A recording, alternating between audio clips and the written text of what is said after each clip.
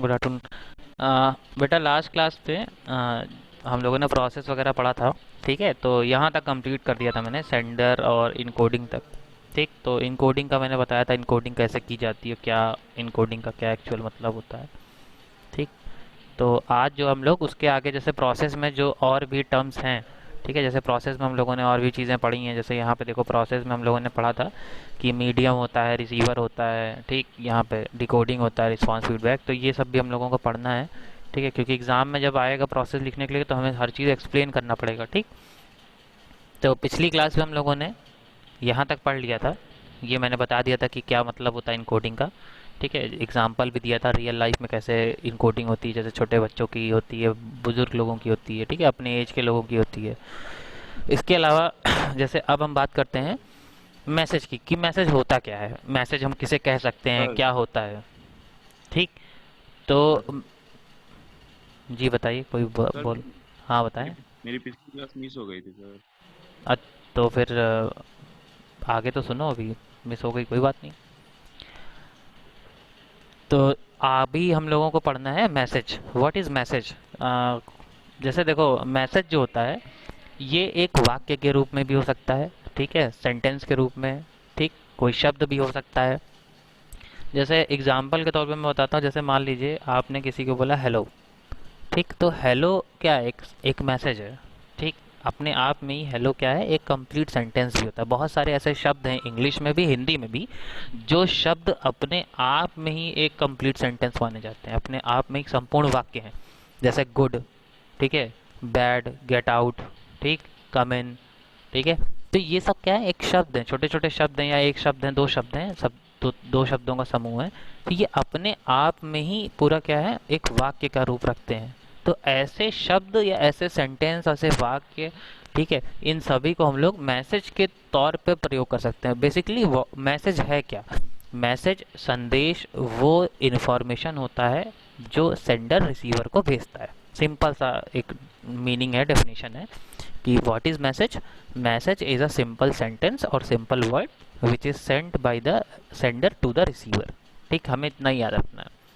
ठीक, बट देखो, सबसे इम्पोर्टेंट चीज़ क्या है कि ज़रूरी नहीं है कि मैसेज कोई एक लाइन हो, लेटर हो, या फिर कोई बहुत लंबी चौड़ी बात हो।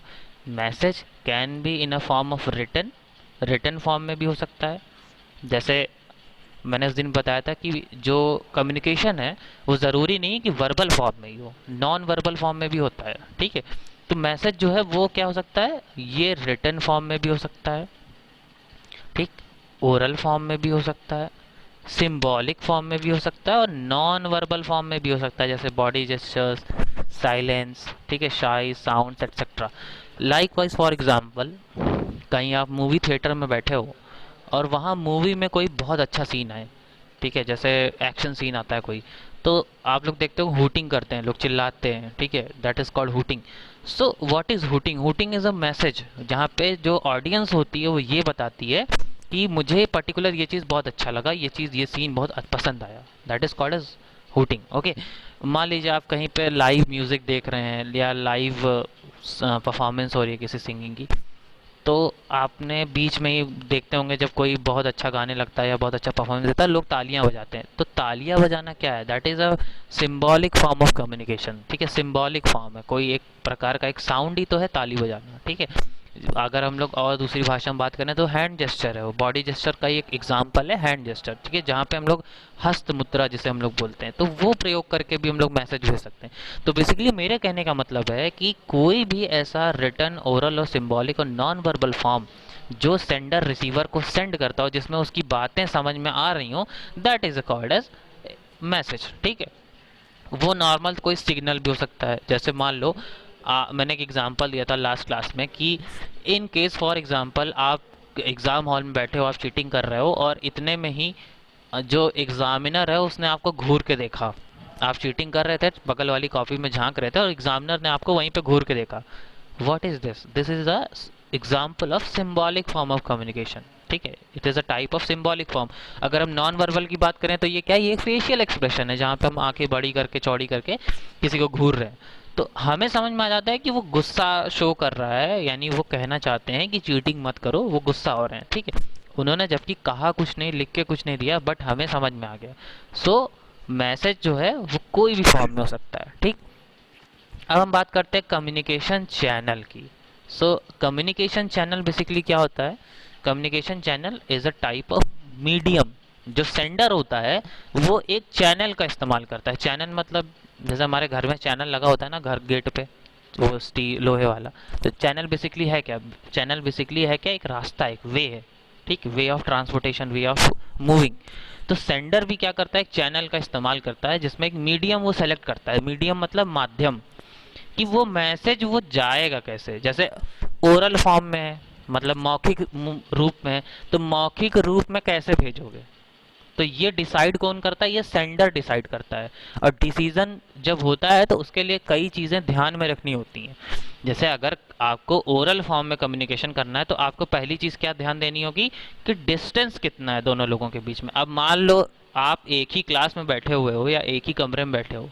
ओरल फॉर्म में करना है तो आप मोबाइल फ़ोन नहीं यूज़ करोगे ना, आप वहाँ पे क्या यूज़ करोगे? आप नॉर्मल बोल दोगे, वो सुन लेगा, मतलब आप वहाँ जो नॉर्मल ओरल फॉर्म है वो यूज़ करोगे। मगर मान लो सामने वाला बंदा 2 किलोमीटर दूर, 1 किलोमीटर दूर या 500 मीटर दूर बैठा है जहां आपकी आवाज़ नहीं पहुंच सकती डायरेक्ट, तब आप वहां पे क्या यूज़ करोगे? आप वहां पे दूसरा मीडियम यूज़ करोगे, दूसरा माध्यम यूज़ करोगे। चैनल आपका सेम रहेगा, चैनल आपका क्या, ओरल फॉर्म ऑफ कम्युनिकेशन ही है, मगर आपका मीडियम, आपका माध्यम वहां पे बदल जाएगा। आप वहां पे टेलीफोन या मोबाइल यूज़ करो, ठीक। सो ये डिसीजन कम्युनिकेशन चैनल और मीडियम का डिसीजन किस आधार पे होता है? ये होता है पहली चीज़ तो कि डिस्टेंस क्या है, ठीक है, डिस्टेंस कितनी है। उसके बाद वहाँ पे कौन सा फॉर्म ऑफ कम्युनिकेशन लगना चाहिए। जैसे एग्जांपल के तौर पे अब मान लीजिए आपको, आप कहीं पे जॉब करते हो, आपको छुट्टी चाहिए, ठीक। तो छुट्टी चाहिए तो उसके लिए क्या है? एप्लीकेशन लिखना पड़ता है, ठीक है। अब तो बहरहाल MIS वगैरह चलने लगे हैं, ठीक है। तो उसमें आप सेलेक्ट करके आप रिक्वेस्ट डाल सकते हो कि मुझे छुट्टी चाहिए। अब लेटर एप्लीकेशन लिखने की ज़रूरत नहीं होती है ऑफिस वगैरह में, बट तब भी अभी भी नॉर्मल गवर्नमेंट डिपार्टमेंट में एप्लीकेशन आपको लिखना पड़ेगा एक। तो एप्लीकेशन लिखना क्या है? ये एक रिटन फॉर्म ऑफ कम्युनिकेशन है। यानी यहाँ पे माध्यम क्या है? यहाँ पे माध्यम है पत्र व्यवहार, जिसे हम लोग कहते हैं लेटर या एप्लीकेशन फॉर्म ऑफ मीडियम हम लोग यूज़ करेंगे। बट कौन सा लेटर लिखोगे, कैसे लिखोगे? तो वहाँ पे ये चीज़ भी डिसाइड करना होगा कि पेपर पे लिखना है या ईमेल लिखना है या MIS पे लिखना है, ठीक है। ये चीज़ें डिसाइड किस आधार पर होंगी कि आप किस पोजीशन पे हो और किसको लिख रहे हो और कहाँ किस कंपनी में हो, वहाँ पे वो चीज़ें उपलब्ध हैं या नहीं है। जैसे गवर्नमेंट डिपार्टमेंट में क्या है? गवर्नमेंट डिपार्टमेंट में अभी भी लेटर ही लिखना पड़ता है, मतलब एप्लीकेशन ही लिखना पड़ता है, ठीक है। एप्लीकेशन लिख के ही छुट्टी अप्रूवल मिलती है, ठीक। अगर आप किसी MNC में काम कर रहे हो, जैसे मल्टीनेशनल कंपनीज जो होती हैं, वहाँ पे MIS होता है, मैनेजमेंट इंफॉर्मेशन सिस्टम। तो वहाँ पे क्या, वहाँ पे ना आपको लेटर लिखना ना ईमेल लिखना, वहाँ पे नॉर्मली आप MIS का रिक्वेस्ट डाल दोगे, आपका जो मैनेजर है वो अप्रूव कर देगा, आपको छुट्टी मिल गई है, वो आपके सिस्टम पे मेंटेन हो जाएगा, आ जाएगा मैसेज ऑटोमेटिकली, ठीक है। नॉर्मल ऑर्गेनाइजेशन है तो वहाँ आपको ईमेल करना पड़ सकता है, ठीक। हो सकता है कि अगर ईमेल नहीं है तो आप व्हाट्सएप पे भी अप्रूवल ले सकते हो, जैसे कोई इमरजेंसी कंडीशन हो गई तो ये क्या है, देखो सब जगह पे रिटन फॉर्म यूज़ हो रहा है, बट ये चीज़ें डिसाइड करना पड़ता है, ठीक। अब कम्युनिकेशन चैनल ओरल और रिटन तो मैंने बता दिया, मगर इसके अलावा वर्चुअल, जैसे मैंने बताया, वर्चुअल में ईमेल आ गया, व्हाट्सएप आ गया, फेसबुक आ गया, MIS आ गया, ठीक। जेस्चर्स आ गए, बॉडी जेस्चर्स भी एक तरीके का माध्यम है। जैसे एग्जांपल के तौर पर अगर इस डायग्राम को आप देखेंगे यहाँ पे, तो यहाँ पे देखो कम्युनिकेशन का इफेक्टिवनेस कहाँ कहाँ सबसे ज़्यादा होता है। जैसे देखो अगर यहाँ पे देखो लिखा हुआ है मोर इफेक्टिव, यानी सबसे ज़्यादा इफेक्टिव यहाँ है, लेस इफेक्टिव यहाँ पे, मतलब जो प्रभाव पड़ता है, प्रभाव पड़ना।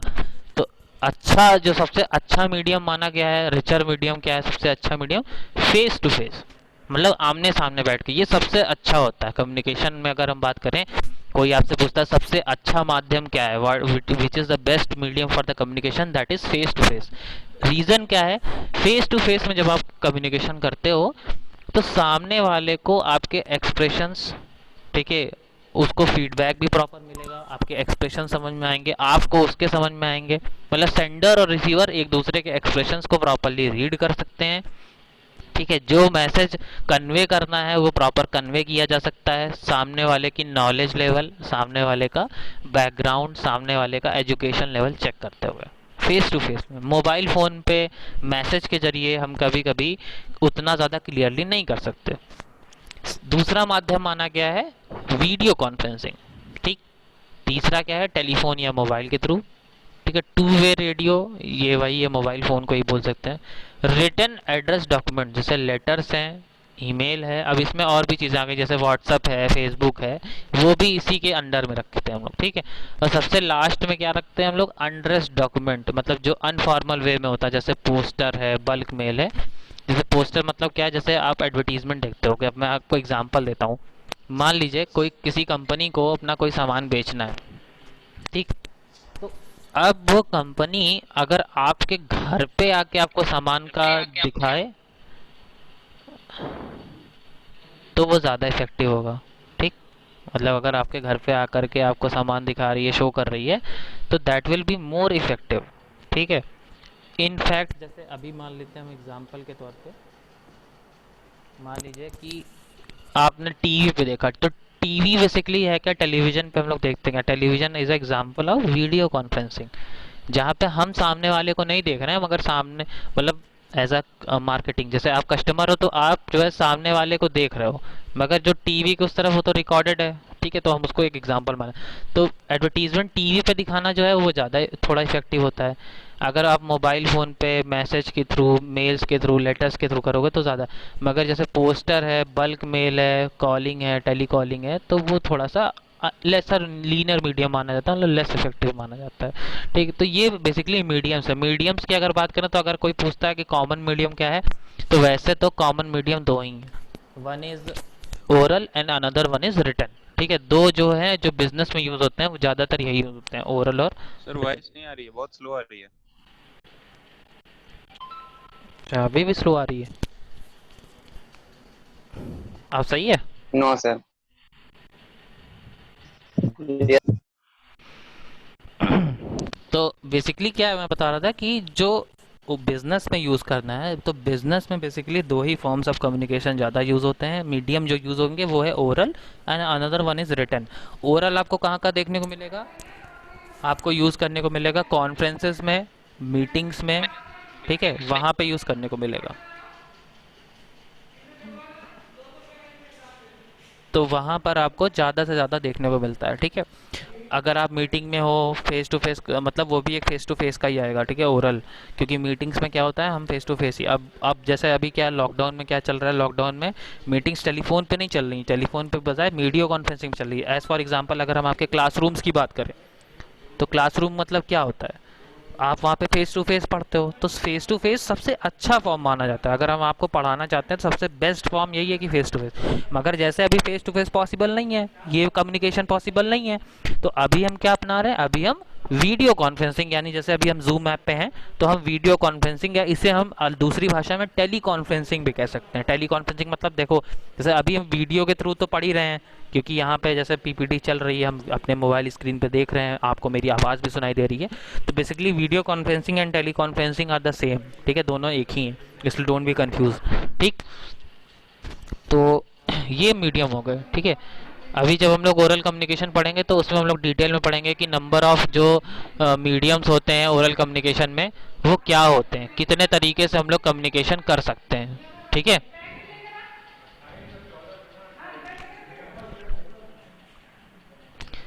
अब बात करते हैं रिसीवर की। तो मैंने बता दिया रिसीवर कौन होते हैं। रिसीवर बेसिकली वो पर्सन होते हैं जो मैसेज रिसीव करते हैं। ठीक है, जिनके लिए मैसेज बनाया जाता है, या जो मैसेज में टारगेट होते हैं। टारगेट यहाँ जो शब्द यूज़ हुआ है, इसको मैं एक्सप्लेन कर देता हूँ। जैसे देखिए, जैसे प्रचार बनता है, एडवर्टीजमेंट बनता है, आप किसी भी प्रोडक्ट का एडवर्टीजमेंट देखते हो, तो वहाँ पे आप देखते होगे कि एडवर्टीजमेंट में एक टारगेट कस्टमर होता है। जैसे अगर कोई बच्चों का प्रोडक्ट है, तो बच्चों का प्रोडक्ट में टारगेट कस्टमर कौन होगा, उसमें होंगे माँ और पिता। क्योंकि बच्चा तो प्रचार देखेगा नहीं, देखेगा कौन, मम्मी और पापा देखेंगे। तो आप ये चीज़ देखे होंगे कि प्रचार में जब टीवी पे आप एडवर्टीजमेंट देखते हैं तो बच्चे के ऐड में साथ में मम्मी को ज़रूर दिखाया जाता है, माता जी को ज़रूर दिखाया जाएगा। क्यों दिखाया जाएगा, क्योंकि जो भी बच्चे का प्रोडक्ट होगा उसका डिसीजन कौन लेता है, नॉर्मली मदर्स लेती हैं। तो इसलिए मदर्स जो हैं वो टारगेटेड हैं, वो टारगेटेड रिसीवर हैं। जो भी प्रचार बनाया जाएगा, अब देखो जो प्रचार टीवी पे हम देखते हैं ना, जिसे हम लोग एडवर्टीजमेंट बोलते हैं, बेसिकली वो एडवर्टीजमेंट क्या है, वो एडवर्टीजमेंट भी एक तरीके का कम्युनिकेशन प्रोसेस है। वहाँ पे सेंडर कौन है? सेंडर है कंपनी, वो कंपनी जहाँ से मैसेज बनाया गया है और फिर हमें दिखाया जा रहा, हम तक पहुँचाया जा रहा। हम कौन है? रिसीवर। ठीक, टारगेटेड रिसीवर और इंटेंडेड रिसीवर। ठीक, तो बेसिकली रिसीवर की सही सही डेफिनेशन क्या है? रिसीवर वही है जो कि सेंडर के मैसेज को रिसीव करता है, डिकोड करके रिसीव करता है। ठीक, रिसीवर जो है डिकोडिंग भी करता है। डिकोडिंग क्या है? मैंने बताया था कि जो भी सेंडर ने आपको मैसेज भेजा है उसको इंटरप्रेट करना। Interpret, what is interpret? Interpret मतलब समझना। ठीक है, उसको समझने की कोशिश करना, यानी ट्राई टू अंडरस्टैंड। ठीक, अपने सबसे बेस्ट पॉसिबल मैनर में। बेस्ट पॉसिबल मैनर मतलब कैसे होगा? अब जितना ज्ञान होगा उतने हिसाब से ही समझ पाओगे। इंटरप्रेट, इंटरप्रेट करने का मतलब होता है समझने की कोशिश करना। ठीक है, अभी मान लो तुम्हारे सामने, जैसे मैंने एग्जांपल दिया था कि हेलो लिख दिया इंग्लिश में तो आप समझ गए, चाइनीज़ में हेलो लिख देंगे तो आप इंटरप्रेट ही नहीं कर पाओगे। क्यों? क्योंकि आपके पास वो नॉलेज लेवल अभी नहीं है कि हम दूसरी भाषा का ज्ञान रखते हो। ठीक है, हमें जितना ज्ञान है हम उतना ही समझ सकते हैं। ठीक, अब बात आती फीडबैक की।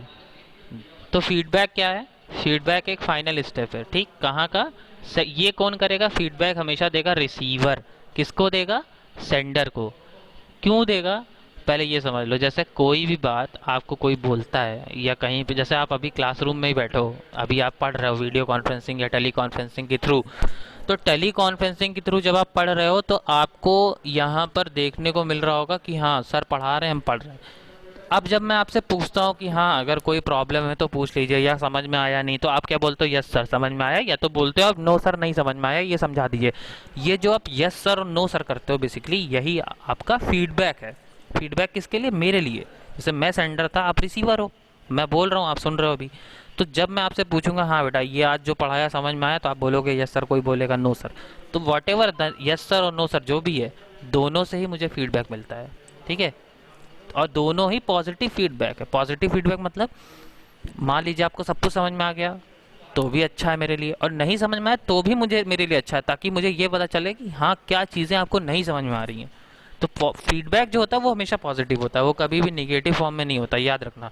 जैसे अगर कोई भी आपकी कमियां बताता है, ठीक है, कमियां बताएं अच्छा ही बताए, दोनों ही चीज़ें आपके लिए अच्छी हैं।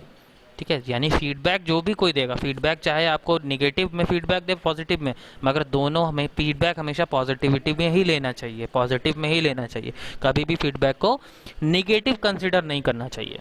द रीज़न इज़ कि अगर आप उसको निगेटिव में कंसिडर करोगे तो कभी भी आप उसमें सुधार नहीं कर पाओगे। ठीक, अब फीडबैक का जो होता है रिस्पांस होता है, जो भी होता है फीडबैक और रिस्पांस, वो वर्बल भी हो सकता है, नॉन वर्बल भी हो सकता है। जैसे अगर आप क्लासरूम में बैठे हो, हमने पूछा समझ में आया, तो कुछ बच्चे बोलेंगे यस सर, कुछ बोलेंगे नो सर, और कुछ के चेहरे से ही पता चल जाता है कि समझ में आ रहा है कि नहीं आ रहा। ठीक है, यानी दिमाग में घुस रही बातें कि नहीं घुस रही हैं, ये भी समझ में आ जाता है। सो वो कैसे समझ में आएगा? वो आपके फेशियल एक्सप्रेशन से समझ में आएगा। जैसे अभी क्लासरूम में आप बैठे हो, आपको नींद आ रही है, ठीक, आपको नहीं पढ़ना है, आपको नींद आ रही है, बहुत तेज़ नींद लग रही है, आप सो गए।